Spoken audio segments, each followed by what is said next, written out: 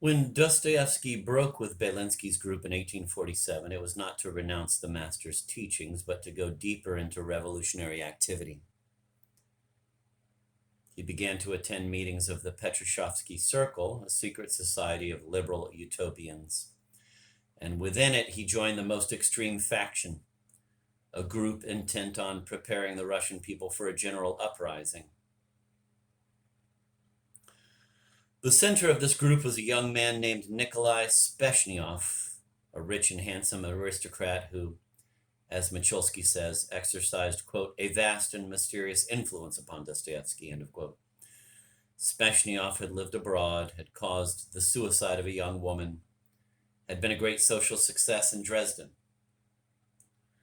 Ogaryova Tuchkova, the wife of Herzen, described him in her memoirs, quote, he attracted universal attention by his sympathetic appearance. He was tall, had regular features. Dark blonde locks fell in waves to his shoulders. His eyes, large and gray, were clouded by some quiet sadness, end of quote. Dostoevsky wrote of him, quote, the wondrous fate of that man. Wherever and however he makes his appearance, the most unconstrained, the most impervious people immediately surround him with devotion and respect, end of quote. But during the time of their acquaintance, just before Dostoevsky's arrest in 1849, the writer's friend and physician, Dr. Yanovsky, noted that he had become listless, irritable, and even complained of dizzy spells. He told him this gloomy mood would pass, but Dostoevsky said, quote, no, it won't pass, but will torment me for a long, long time. Because I've borrowed money from Speshniov. Now I am with him and am his. I will never be able to pay back this sum, and besides, he won't take it back in money. That's the sort of man he is. You understand? From now on, I have my own Mephistopheles, end of quote. A striking confession, particularly in his unexpected use of the instrumental case, quote, he won't take it back in money, end of quote. Dostoevsky had already begun to recognize the element of seduction in revolutionary behavior. In 1873, when the final parts of Demons had been published, Dostoevsky returned to the question of personal responsibility and the link between generations in his Diary of a Writer. Quote, I am an old Nechaevist myself. I know that you, no doubt, will say in rebuttal that I am not a Nechaevist at all and that I am only a Petrushevist. All right, a Petrushevist. But how do you know that the Petrushevists could not have turned out that way? Permit me to speak of myself alone. I probably could never have become a Nechaev. But a Nechaevist, I cannot guarantee. Perhaps I could have become one in the days of my youth, end of quote. He knew the conspiratorial milieu very well, and he knew what it had led him to. Not only 10 years of prison and exile, which in retrospect he may have welcomed, but a state of inner servitude that might have made him an accomplice in murder. His point is that Nechaev and the Nechaevists were not an exception, a group of, quote, idlers and defectives, end of quote, within the revolutionary movement, but were of its essence. History has shown that he was right. The novel pamphlet was going to, quote, say everything, end of quote, in Dostoevsky's best or worst polemical style, settling some old scores, exposing the real nature of nihilism, and bringing forward the, quote, new Russian man, end of quote, in Slavoville trappings.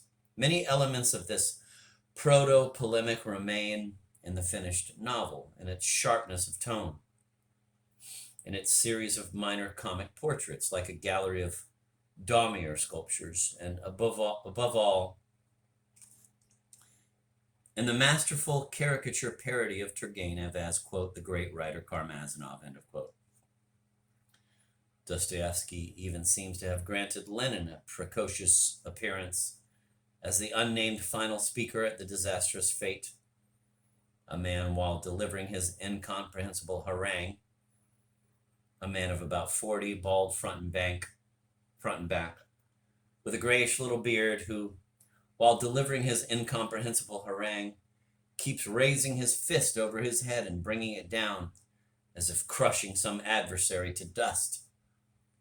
But the center has shifted significantly.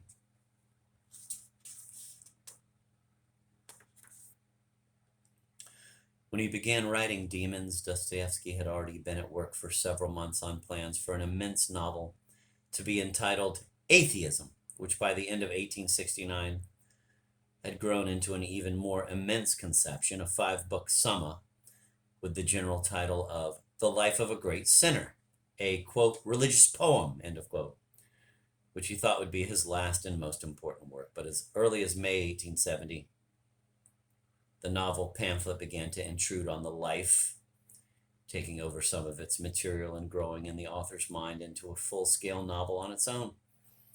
In July, another creative upheaval occurred. Dostoevsky threw out all he had written and started over from page 1. Quote, "A genuine inspiration visited me," end of quote, he wrote to a friend in October. In a letter written at the same time to his publisher, Mikhail Katkov, Dostoevsky explained what had happened. The letter is worth quoting at length. Quote, "One of the major events of my story will be the murder of Ivanov by Nechayev, which is well known in Moscow. I hasten to make a reservation. I do not know and never knew either Nechayev or Ivanov or the circumstances of this murder, except from the newspapers. And even if I knew, I would not have started copying. I only take the accomplished fact. My fantasy may differ in the highest degree from the actual reality, and my Peter Verkovensky may not resemble Nechayev in the least. But it seems to me that in my shocked mind, imagination has created the person, the type that corresponds to this evil doing. No doubt it is not useless to present such a man, but he alone would not have tempted me. In my opinion, these pathetic freaks are not worthy of literature." To my own surprise, this character comes out with me as a half-comic character, and therefore, despite the fact that the event occupies one of the first planes of the novel, he is nevertheless only an accessory and circumstance for the action of another character who really could be called the main character of the novel. This other character is also a dark character, also a villain, but it seems to me that he is a tragic character, although many will probably say upon reading, "What is this?" I sat down to write the poem of this character because I have long wished to portray him. I will feel very, very sad if it doesn't come out. I will be even sadder if I hear the judgment that this character is stilted. I have taken him from my heart. This tragic character is Nikolai Stavrogin, the strongest of Dostoevsky's, quote, strong personalities, end of quote, handsome, rich, aristocratic, intelligent, fearless, the supremely autonomous man. His emergence from the life of a great sinner and from Dostoevsky's memories of his own Mephistopheles, Nikolai Speshniov, entailed a total reordering of the novel and a deepening of its motifs. Instead of the ideological opposition of Shatov and Verkovensky, the new Russian man and the nihilist, the central place was taken by the tragic struggle of the autonomous man with his demon, brought to the point of revelation in Stavrogin's meeting with another character taken from the unfinished life, the retired Bishop Tikhon.